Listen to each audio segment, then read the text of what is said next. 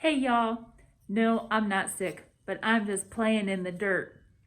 And one of the things that was recommended is that when you're working with your seedling soil, when it's dry, that you should wear a mask. So until I got this pre-moistened, I had a mask on and I've got my gloves on too. So anyway, let me turn you around and we'll talk about this.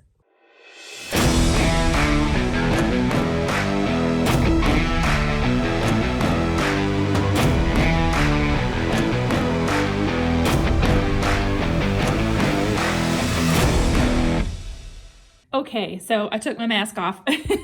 What you do with your seedling mix, if you haven't ever done this before, is that you pre-moisten it before you get ready to put it in your containers. Hi, Sally. Look at you peeking. This is the seed starting mix that I chose to use. This seed starting mix is eco-friendly because it is made primarily from coconut coir, a renewable resource made by recycling the husks from harvested coconuts. And then see all of these, the little white in here, that's the perlite in here, and that will help to absorb water into the soil. So when you want to pre-moisten your soil, and so not that it's like wet where you can squeeze water out of it. You don't want that. But mine is damp enough. I can squish it kind of together, but it's still loose enough.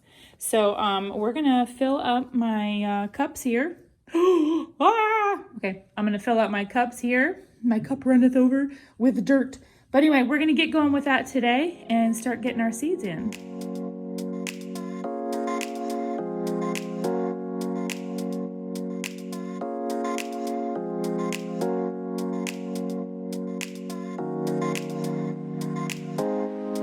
Okay, I had to get my second bag. This I got at Walmart. I actually got both bags at Walmart. They didn't have any of that first brand I showed you, so they had a bunch of this Jiffy Natural and Organic Seed Starting Mix. This seems to be the same good quality. This one says, in California and Georgia and all other states, interesting the way they worded that. In all other states, this mix contains 60 to 70% sphagnum peat moss, vermiculite, coir pith, and lime for pH adjuster. So everything that I've read and learned so far in my class, that the cocoa coir and vermiculite, these are good for starting your seeds. So I went ahead and got this bag. Both bags are 12 quarts. I used all of the first bag and I guess maybe about half of this bag. And I went ahead and got all of the cups filled. And then I have some left over, which is okay because I'm going to be going along after I put the seeds in the cups and stuff. I'm going to be putting a little bit of soil on top of the seeds, and then we'll be good to go. Okay, I'm going to start with these bunching onions, and the instructions say that I can plant 2 to 3 seeds per starter pot indoors. So that's what I'm going to do. And since I want a lot of onions, we're going to do a lot of pots or solo cups. And there we have it. I put bunching onions in here, and then you can probably see the little black seeds right there. And there we go. I got the first seeds down. Okay, next, after we're all done putting the little layer of soil on the top, we're going to mist the top of the plants here. So I have my little mister, and I can't do this with one hand. So anyway, we're going to go ahead and mist this, and then we're going to cover it with plastic. Okay, we have our seeds all covered up with the plastic wrap.